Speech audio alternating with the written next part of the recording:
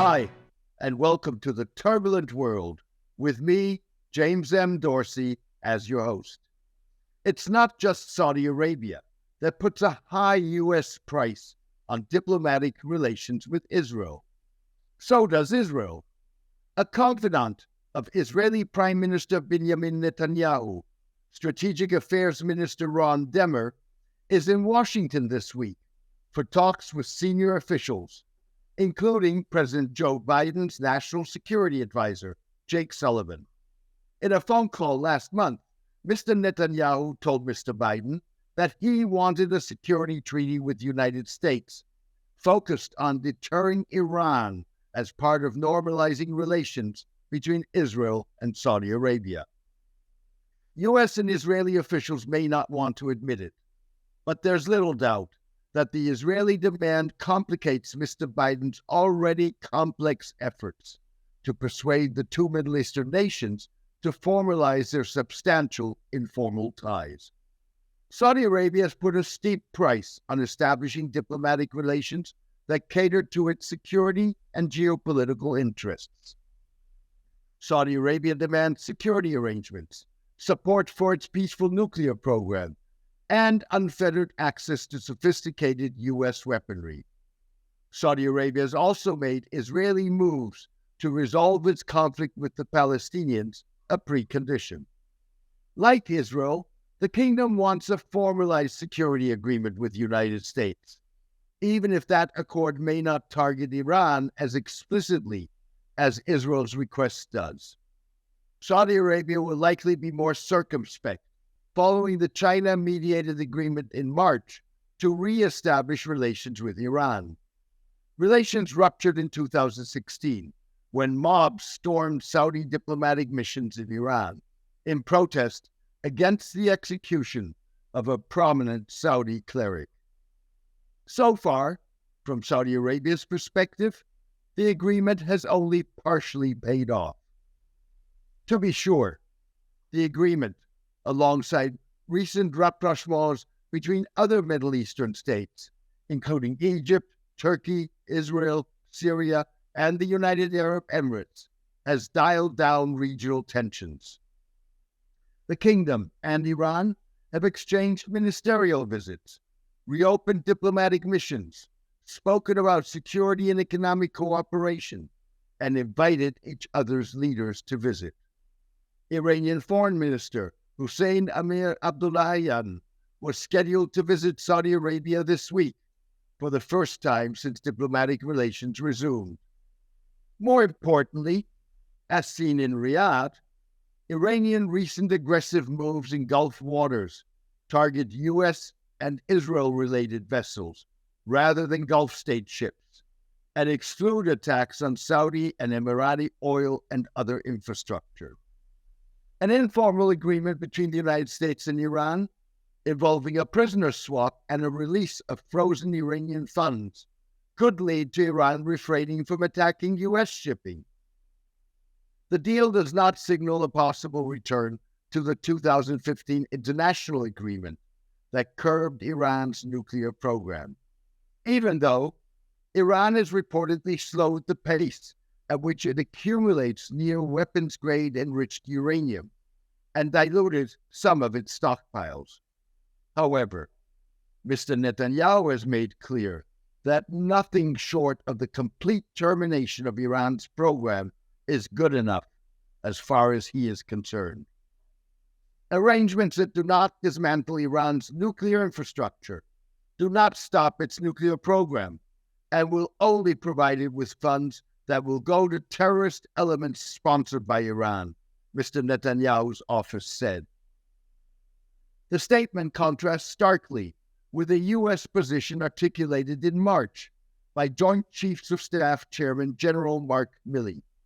Mr. Milley told Congress the United States would not allow Iran to have a fielded nuclear weapon. The key word here is fielded. Saudi Arabia and Israel may be closer than meets the eye when it comes to Iran, but they strike different tones. Moreover, Israel is less inclined to deal with the current Iranian regime than Saudi Arabia is. Addressing a closed meeting in Europe with Middle East experts, a senior Saudi official recently said it was the kingdom's hope to resolve issues with Iran, but cautioned that it is too simple to think in that way, and also dangerous, because if you don't see results, you will think that de-escalation is in vain or has no results. He likened Saudi-Iranian relations to Europe's relations with Russia. Europe has diplomatic relations with Russia, but you're at war with Russia, the official said. The official conceded that prospects for economic cooperation with Iran remained limited, without reviving the Iranian nuclear deal because of U.S. sanctions. Phrased differently, Saudi-Iranian relations depend as much on policies crafted in Riyadh and Tehran as on policies pursued in Washington. All this casts a different light on Mr. Netanyahu's demand for an Iran-focused security agreement with the United States. Mr. Netanyahu has made establishing diplomatic relations with Saudi Arabia a crown jewel of his foreign policy. To achieve that, Israel has acquiesced in Saudi Arabia enriching uranium for research purposes as part of a U.S.-Saudi deal. Mr. Netanyahu has also indicated he would be willing to gesture to Palestinians if a normalization deal with Saudi Arabia depended on it. He suggested he would not let ultra-conservative religious and ultra-nationalist coalition members block an agreement. It's not clear that the Prime Minister could make gestures that would minimally be acceptable to the Saudis and avoid breaking up his coalition, the most hardline in Israeli history.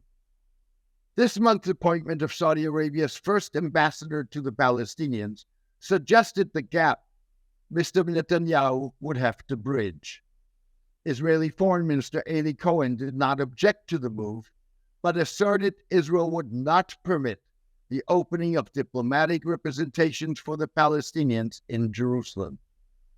Israel views United Jerusalem as its capital, while the Palestinians see the east of the city, captured by Israel during the 1967 Middle East War, as the capital of a future Palestinian state.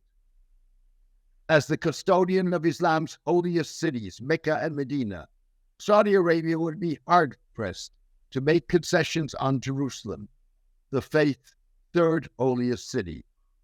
As a result, the question is what Mr. Netanyahu wants to achieve with his demand for an anti-Iran security deal with the United States. Certainly, the deal would ensure Israel's seat at the table and bolster Israel's position vis-à-vis Iran. Mr. Netanyahu may also want to complicate U.S.-Saudi talks about security arrangements in the belief that without a solid agreement with the United States, the kingdom would have a greater interest in formalizing relations with Israel sooner than later. Either way, Israel remains a player with the potential to be disruptive rather than constructive, depending on how Mr. Netanyahu defines Israel and his political interests. Thank you for joining me today. I hope you enjoyed today's podcast and column. The Turbulent World with James M. Dorsey depends on the support of its readers. For the past 12 years, I have maintained free distribution as a way of maximizing impact. I am determined to keep it that way. However, to avoid putting up a paywall, I need the support of a core of voluntary paid subscribers to cover the cost of producing the column and podcast. If you believe that the column and podcast add value to your understanding and that of the broader public, please consider becoming a paid subscriber. You can do so by clicking on Substack on the subscription button at www.jamesmdorsey.substack.com and choose one of the subscription options. Thank you, take care, and best wishes.